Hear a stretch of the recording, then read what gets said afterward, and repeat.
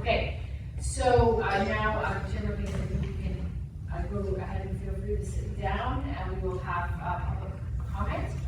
And then after that, we'll have an opportunity for the board to applications. Thank you, Chair Lawson. Right now, we have 35 requests to speak on this item, 23 in person, there's 12 requested to speak by phone. Also know that we received 29 comments, 15 in support, 7 in opposition, and 4 neutral. For any individuals that requested to speak on this item by phone, please dial into the conference line using the instructions that were provided to you. We'll begin with the group presentation. We have 1 request for group presentation. You will have 10 minutes to address the board. All 3 members of the group must speak during that 10 minutes. I'll ask you to please self-regulate your time with the time on the podium. I'd like to invite 40 individuals in the group presentation. Luis Guerra, Alondra Alvarez, Jay, and Amy Lacabana. Thanks for getting that technology set up. If I could have each of you please state your name and introduce yourself. Before I start, just go ahead and say your name. Luis Guerra. Great. And your next few names. Hernandez. Thank you. Jay. Thank you. And it's Cuban Mimi. Thank you. All right, I'll go ahead and begin your 10 minutes. And again, please self-regulate your time. And as a reminder, each person in the group may speak for no more than 4 minutes. As you come forward, as you did, state your name. We're going to go ahead and do that. Good evening, chairs and members of the board. My name is Luis Guerra, and I serve at the state as the State Policy Director at the Immigrant Defenders Law Center. We're the largest nonprofit deportation defense firm in California. We're also proud members of the San Diego Immigrant Rights Consortium, a coalition of faith, labor, legal, and community organizations. A coalition that's here and present tonight that believes that everyone deserves due process, humane treatment, and dignity. We urge the Sheriff's Department to immediately comply with county policy and state law by ending its entanglement with ICE. Now more than ever, we must ensure that discriminatory and deadly federal practices are not facilitated by local resources. California's laws, including SB 54, make clear that our state has chosen to safeguard public safety by ensuring local resources are not used for federal immigration enforcement. These laws grant limited discretion for cooperation with ICE only when such cooperation does not violate federal, state, or local law or local policy. This limitation is reaffirmed in guidance issued by the Attorney General. Because state law leaves open some discretion for local law enforcement, our San Diego community acted to close those loopholes. With the passage of County Board Policy L2 and the clear ordinance, the county made its intent explicit. County resources and funding must not be used for immigration enforcement. Under these policies, ICE notifications and transfers without official warrants violate both local policy and state law. We ask the board and the sheriff to honor the will of the community and the laws of the state by ensuring full compliance. Hello, for the record, my name is Alondra Alvarez, and I'm a community educator at the University of Popular, as well as an advisory board member of the San Diego Immigrant Rights Consortium. More than half of these ICE transfers involve people from North County. That's 45 out of 83. I'm here representing North County as someone that assists families directly impacted by these raids. Not a day goes by that we don't meet a new family on what ends up being the most traumatic days of their lives. We know the rebuttal and justification of ICE transfers that is said in response to these statistics, that these are the worst of the worst. Everyone has a right to due process. And this rhetoric that dehumanizes people, strips them of dignity, and brands them disposable criminals is what has weaponized hate against our communities. The sheriff talked about making our communities safe, but this is what makes our communities unsafe.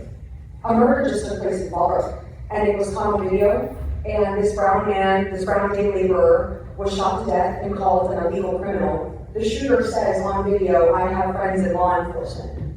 Our communities then do not trust law enforcement. When communities see sheriff personnel involved in ICE activity, it erodes trust and makes people less likely to engage with law enforcement, even when they themselves are witnesses to crime.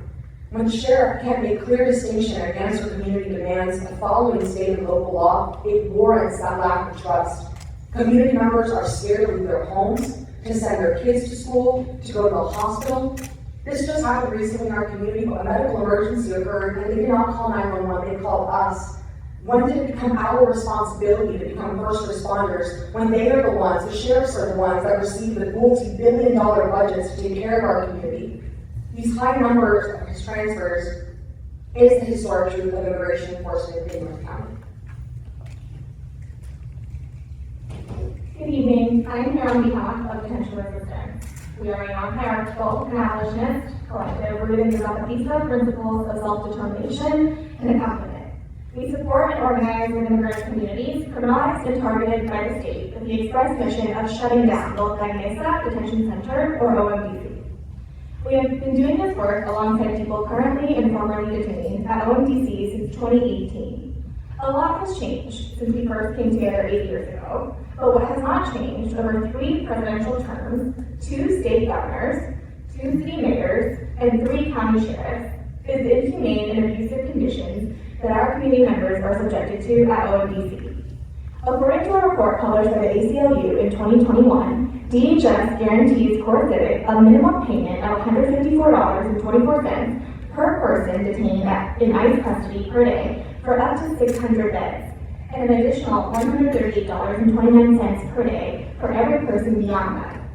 Despite tens of billions of dollars in funding and seemingly interminable promises of budget increases from politicians pandering to and stoking xenophobic and racist fears, we know none of that money goes to improving conditions inside. Immigrants are being asked to sign voluntary departure forms under duress, with false promises, without due process, and without access to legal counsel. Via preterm mission, many of them are being denied the opportunity to even have their asylum claims heard here. As if that were not enough, our compas are forced to endure wholly inadequate medical attention, from delays in getting life-saving medications to delays in receiving the appropriate diagnostics for their very concerning symptoms, retaliation for filing grievances and speaking out, food that is bereft of nutrition at best and inedible at worst, frequent temperature extremes that predispose people to getting sick, and a complete disregard for tending to communal hygiene. To the people that matter, our families, friends, and neighbors, it is clear that the profitable swamp of immigrant detentions and its eager collaboration with sheriff departments serves toward perpetuating a culture of fear across our border regions. It is a political choice to collaborate with ICE and DHS as the Trump regime escalates xenophobic policies, as it fails to deliver domestic economic prosperity. It is in these escalations that the argument for the abolition of ICE makes itself. It is in the worsening of detention center conditions that the call to abolish detention centers is loudest.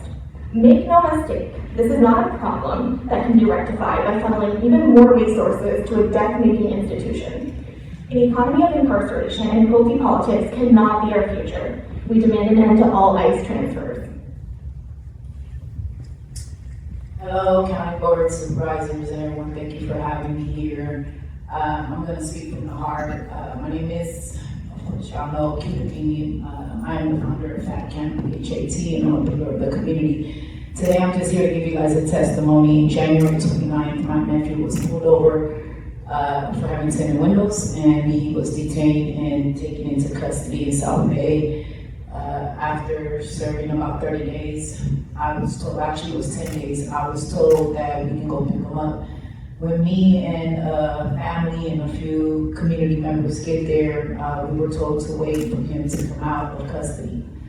I had a deep feeling in my chest that something wasn't right. When we get there, we're waiting or whatnot, and I asked the lady, I said, what's going on? Why is my nephew not being let go? They're saying that he has a hold on ICE. When all that goes about, ICE does gets there, I approach them, everything I'm saying is on video. I tell them, that this ain't right, you're not supposed to hold him. Long story short, they gave me the runaround, they told me to wait. I wanted to at least give my nephew a hug.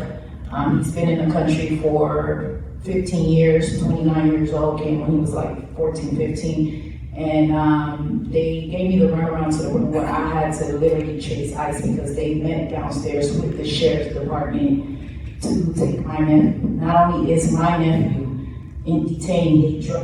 They later, like 8 months later, my nephew got dropped off in the middle of nowhere in Mexico, given a choice whether Mexico or Alcatraz, or some alligator base or whatnot. My nephew got dropped off in the middle of Tabasco, Mexico. To this day, I contact my nephew every day. Given everything that's going on in Cuba right now, my niece has been basically threatened and told that, all her rights, her Medi-Cal, everything is being taken from her due to March 2025 when Trump came up with the humanitarian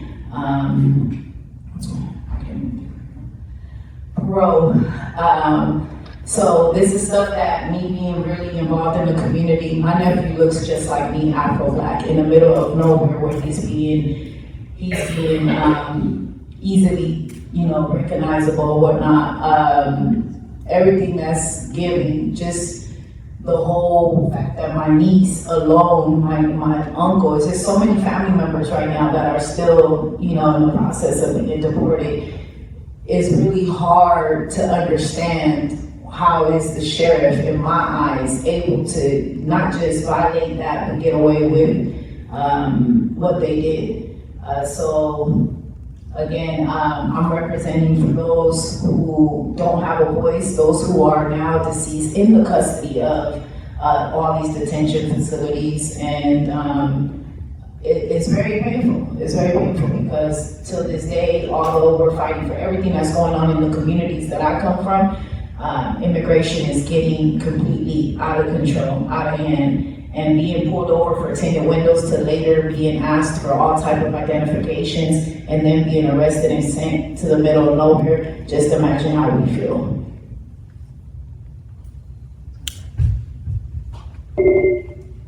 Thank you. Thank you. We will now begin with the in-person speakers. As your name is called, if you could please come forward and stand on the arrows and tell us your turn to speak at the podium. You will then have 1 minute to address the board. A. Calderon Vargas. Jesus Martin Gallegos Munoz, and Margaret Baker.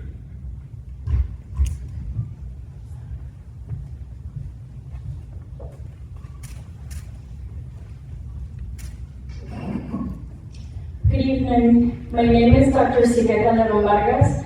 I am here on behalf of the San Diego LGBT Community Center and our LGBTQ immigrant community members, people who already face compounded fear and vulnerability simply by existing.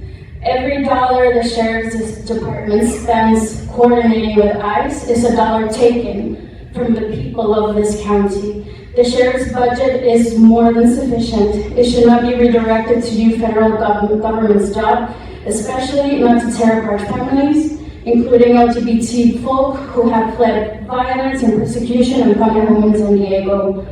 We are asking you to do what is right, to comply with Board Policy L2, the clear ordinance, and California state law now.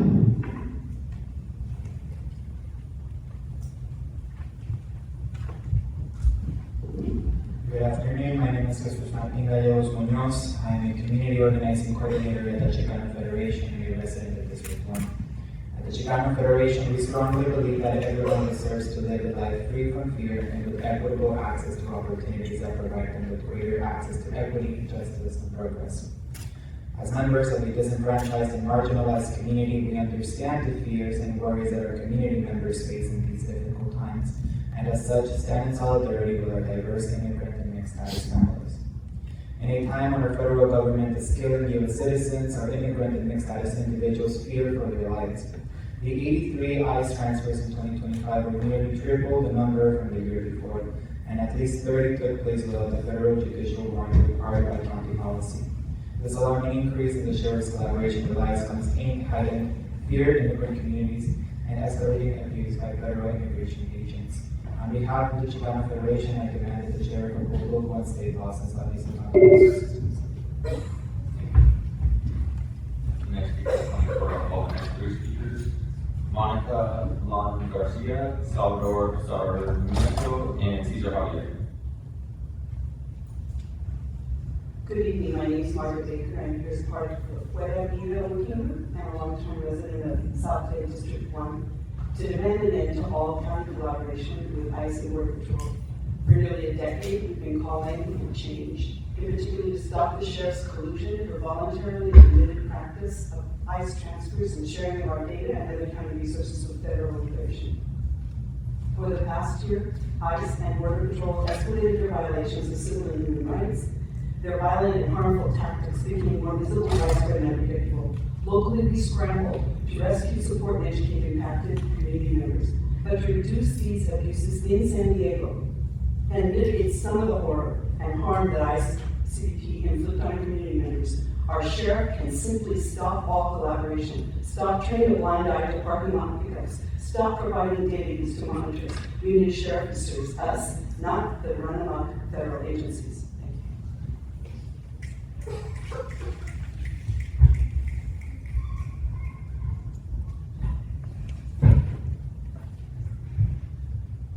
Good evening, Supervisors and Sheriff Martinez. I'm Monica Angarita, Deputy Legal Director at the Center for Human Rights and Constitutional Law. I'm an attorney and a lifelong resident of San Diego County and a member of the Puerto Rico San Diego Working Group. We're deeply concerned by the increase in transfers, by the increase of the number of people that the Sheriff's Office has voluntarily transferred to ICE over the last year. Under state law, all transfers remain voluntary, even those permitted under SB 54 by judicial warrants. Sheriff Martinez said that judicial warrants are not subject to SB 54, but that doesn't make sense. Cal Government Code 7284.684 says California law enforcement agencies shall not transfer unless authorized by a judicial warrant or judicial probable cause determination or under any of the criminal carve-outs. Nothing in SB 54 says transfers are required upon receipt of a judicial warrant. And if Sheriff Martinez is invoking some independent authority, she should say what that is. Thank you very much. Thank you. Next speaker, Salvador Caesar. Any movement in chamber? We'll go to the next two speakers, allegedly Audra, Michael Brando, and Emmons Delgado.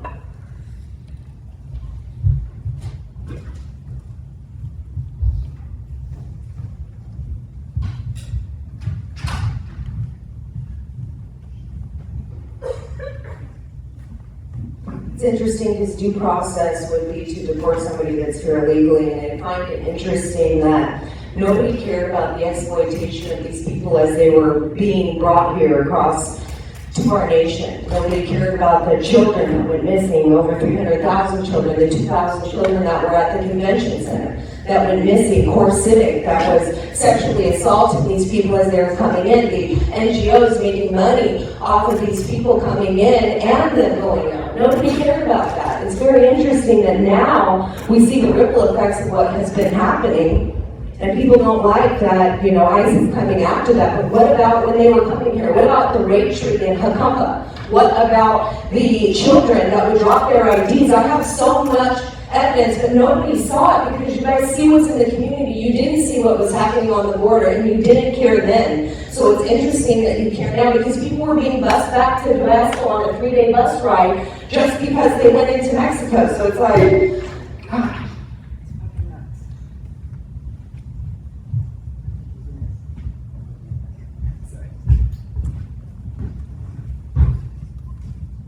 Good evening, my name is Ines. I am an immigration advocate with the North County LGBTQ Resource Center and a member of the Puerto Rico Working Group. Under California law, cooperation with ICE is discretionary, not mandatory. Government Code 7282.5 makes clear that transfers are never required. Even when supported by judicial warrants, these transfers remain a choice and one that must comply with local law. Yet the Sheriff's Office continues to carry them out. We are especially concerned about the growing reliance on judicial warrants, even in cases involving only immigration-related allegations, not public safety threats. Records also suggest that some individuals are transferred on the very day they are scheduled for release, raising serious concerns about transparencies. That's why we are calling for the monthly public release of all transfer data and communications related to judicial warrants. These decisions have real consequences. My own family was separated because of an ICE transfer. What becomes lawful in your eyes is what creates a chain of violence. We urge you to follow state and local law and end all ICE transfers and this collaboration. Thank you.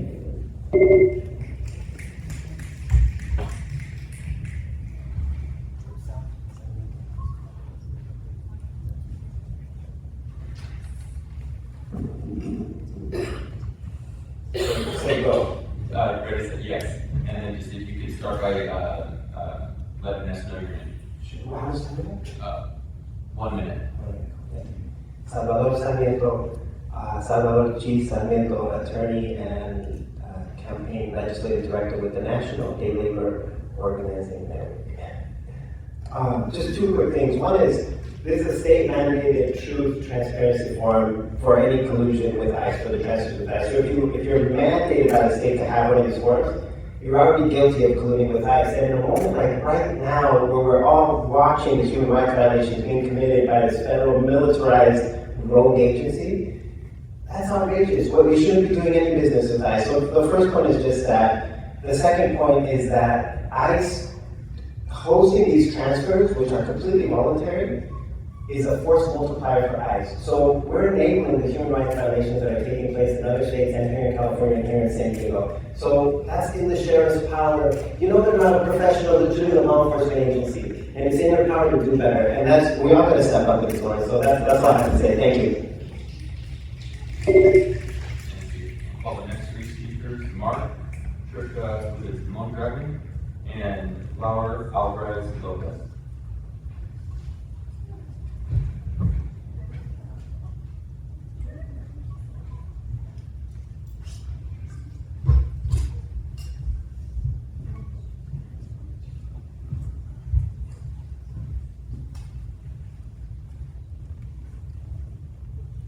Hello, for the record, my name is Laura Alvarez Lopez.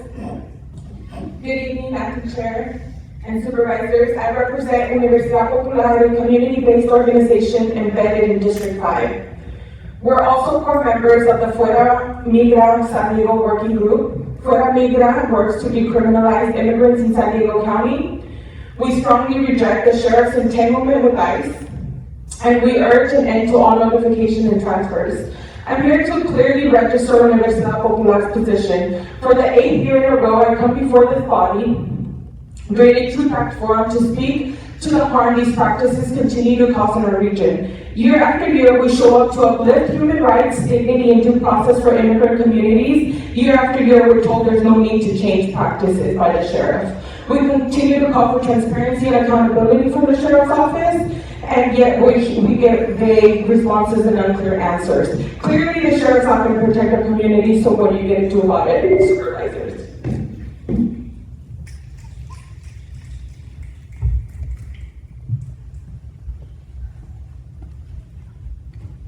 Good evening, Patricia Moreno, Regional Policy Manager with Alliance San Diego. I have to point out, equally to Sal, that this is a truth forum, and yet we got a lot of no answers or sending in a PRA. And that was quite offensive to the community for not providing concrete answers to our questions.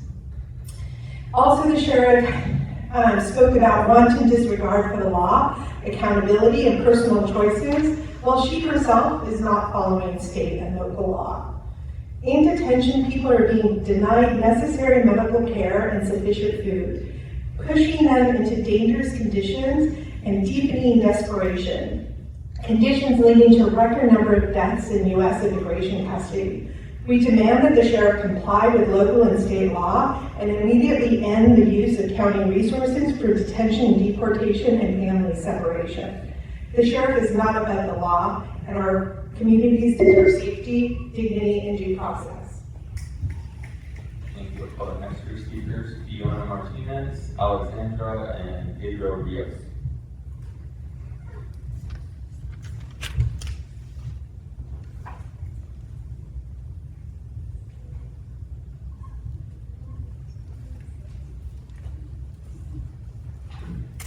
Good evening, Supervisors. My name is Pedro Rios, and I'm Director of the American Friends Service Committee's U.S. People Border Program. I want to be short.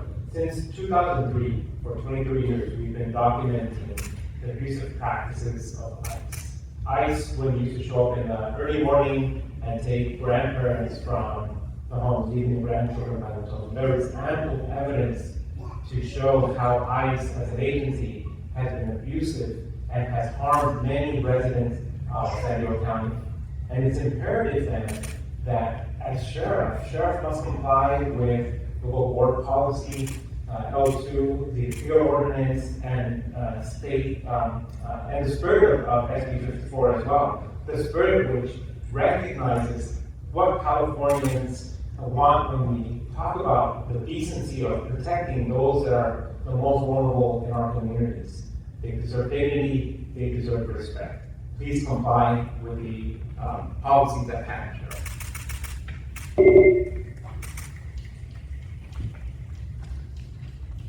And last one, we move in the chamber with the next three speakers, Jacob Durante, Patricia Serrano, and Lupe.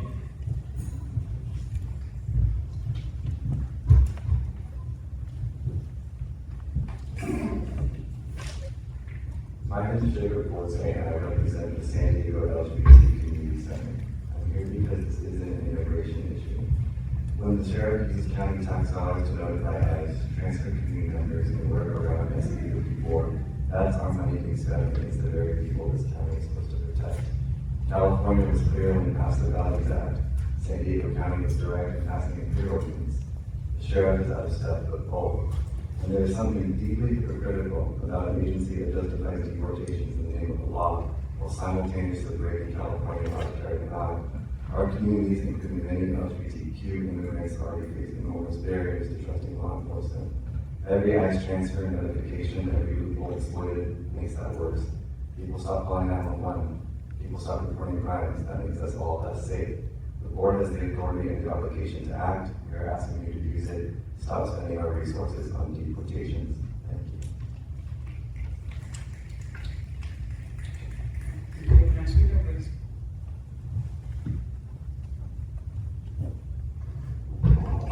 Buenas tardes, mi nombre es Patricia Serrano.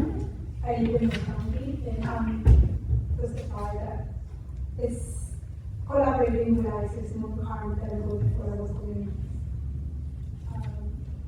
When Sheriff helps DHS and ICE agencies with the protection of our community members, they further undermine the trust and confidence in law enforcement, making our communities and families feel less safe. Immigrants and communities of color know that interacting with law enforcement often has extremely harmful impacts, resulting in incarceration, detention, and deportation. People are less likely to report crimes when victims and witnesses fear they may be deported when they come in contact with local law enforcement. So please comply with the law. Thank you. I'd like to invite forward the remaining speakers in person, Christy Byers and Julie Diaz Martinez. Hello everyone, my name is Lupa and I'm here on behalf of Mid-City CAN, an organization based in City Heights, a community that has been heavily impacted by our current climate, but continues to advocate for a safe and better community. Earlier this year, this board passed a clear ordinance indicating the importance of signed judicial warrants. We hope that this year, this ordinance is implemented properly because we saw that out of the 3 transfers made in 2025, 30 did not have signed judicial warrants. The city of San Diego and the county have established policies to keep people safe, and we ask that their jurisdiction is respected because our communities are scared and losing trust in law enforcement and know your rights trainings. Thank you all for your time.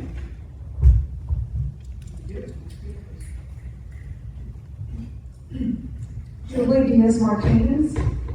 I am a Democratic. I'm elected to the Central Committee, and I represent North County, the community that is most impacted by ICE transfers.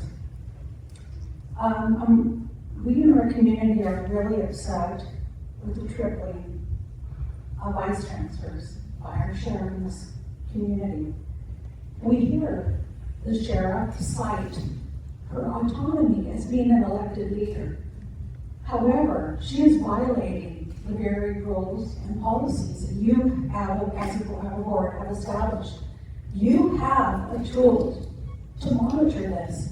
Are you aware that the 2 largest counties in the state of California, both Los Angeles and San Bernardino, have passed measures in which a sheriff can be impeached for just cause? You have the ability to stand in between the community and ICE. Thank you. Thank you. before we begin to hear from the callers, I'd like to do one final call for the individuals that we previously called forward. Cesar Javier, Michael Brando, Mark, Fiona Martinez, Alexandra, and Christy Byers. My name is Carol Stevenson. I submitted, but my name is not, so it's okay to speak. Stevenson. Yes, we have you as a caller. Go ahead. So my name is Charles Stevenson. I live in District 3. I'm a member of Showing Up for Racial Justice. And I've been coming to Truth Act forums for years now. This year feels different. We've been asking for no collaboration with ICE. And really this year we have seen things scale just grow so enormously that we can't deny how horrific our community is being impacted. And there's so many groups like Surge and really other organizations, volunteer organizations, people just on their own, taking care of our community right now because of the devastation that ICE is causing. And people are just doing what they're able to do. And we're doing what's in our power to do. We're asking you to do what's in your power to do, which is to end San Diego Sheriff and Jail's collaboration with ICE, stopping the transfers, stopping the holds, and getting ICE out of San Diego.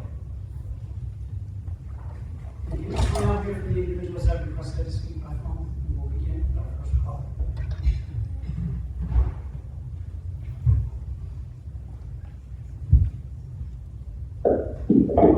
Although Deputy Sheriff is targeted, the Automated Regional Justice Information System of the County Transportation Agency.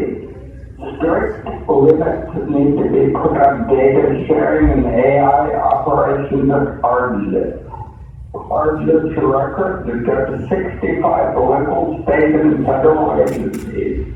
5,000 users included in the National Instance-Based Reporting System. And we know that some ICE officers who might access the system, you bet they do, have poor training and wants to send your data to the cloud, which is an act how often data there is not tailored. There may be less incidents, but who knows where your data might end up. IBM sells large ground-based data storage systems, which are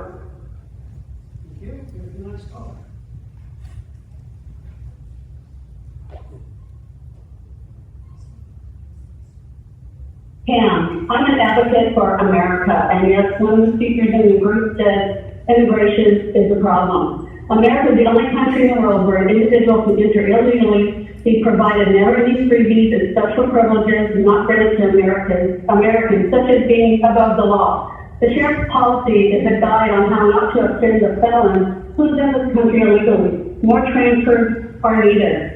The county sanctuary status, the sheriff's policies, and the state law confirm priority is of the illegal immigrants, even those convicted of felonies, to be above Americans and legal residents. This is shameful. What about the few children who were killed, allegedly, by illegal immigrants in this county in November? So they're separated from their families. Anybody who's here illegally can self-support. Let's consider that and stop giving special privileges instead of above the rights of Americans.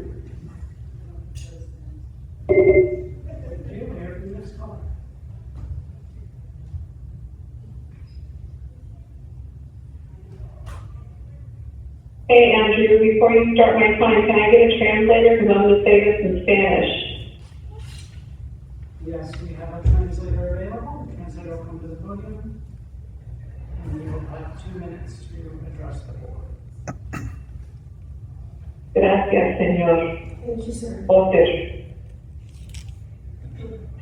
Okay, Consuelo. So this is Consuelo. Violaciones de derechos humanos of my human rights a la mayoría de estas personas no les importa cuando las fronteras for the majority of the people that don't care about the borders. No les importó cuando las fronteras se desbordaban. They didn't care when the borders were drowning. That's what it says. Ni cuando niñas y mujeres eran violadas tras cruzarlas. Neither they did care about the women or the girls that were raped in the crossings. Entonces nadie les dijo que se indignaran. At that time, nobody told them to indignate themselves or be indignant. Esta indignación selectiva ya cansa. This selective indignation is getting tiring. Manufactured outrage. Es increíble lo fácil que es manipular y coaccionar a la gente. It is incredible how people can manipulate others or people.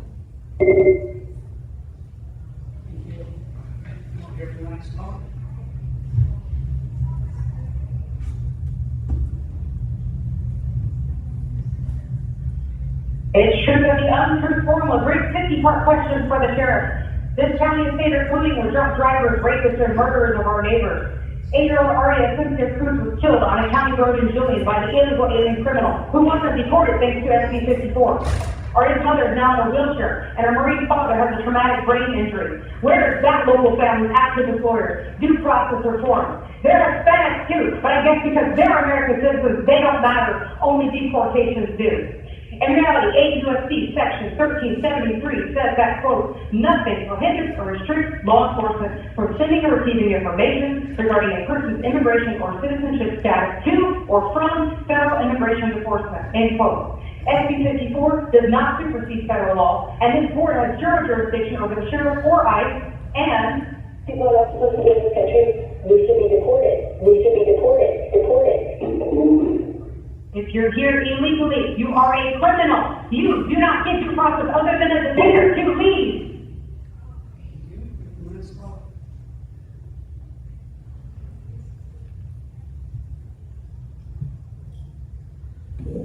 Let's go ahead and make sure that we have something cleared up real quick. All these rules came about after you made it extremely easy for anyone filling out mass amounts of registration cards to also gain access to those ballots and vote for them. That is protected by the NVRA regulations. You can go ahead and take a look at all the laws that you're standing behind. All those are off of faulty elections, which I've been bringing up, which is why I was fired, which is why you guys spent millions of dollars trying to silence me, you fucking cunt. Do you understand that I have been easy on you? I can go ahead and make shit work. We can go ahead and push this over. I'm not going to go ahead and violate any laws. But you're going to go ahead and abuse your fucking power because Uncle Damon is right there to hold all the slaves in power, right? To make sure that they all obey by...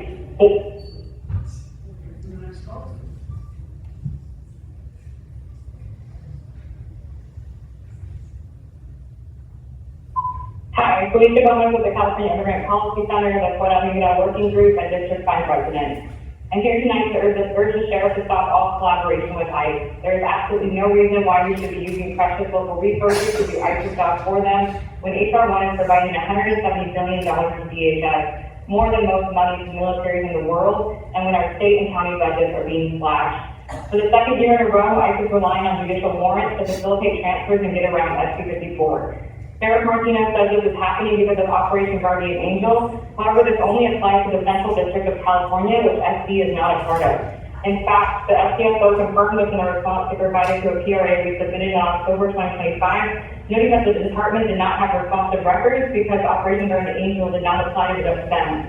Why is the sheriff not claiming Operation Guardian Angel now applies to a department, and how long has this been going on? We demand transparency around the shift in policy. Any transfer, regardless of if there's a judicial warrant or not, is unjust and causes irreparable harm to our community. Thank you.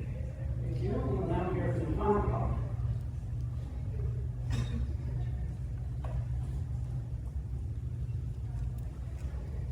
Hi, Blair Beekman. I'm kind of one-dimensional on these sort of items, but they're kind of important to me. I believe there can be many ways to interpret legal matters in terms of immigration. I believe that working towards civil rights is an important aspect to address immigration. The city of Oakland has been working on their SWAT issues and working towards, in the next 2 years, they're going to be leaving SWAT, and the community develops new plans for a new LPR vendor. SANDAG is reviewing their community surveillance process. So there are constructive choices we have in these sort of questions at this time, and we're not, completely locked out of working on good projects. Good luck what we can be working on. The city of San Diego also questions their data collection practices and what's best. And it's a community effort. They're looking at a community effort. Thank you. Chair Lawson, that concludes public comments.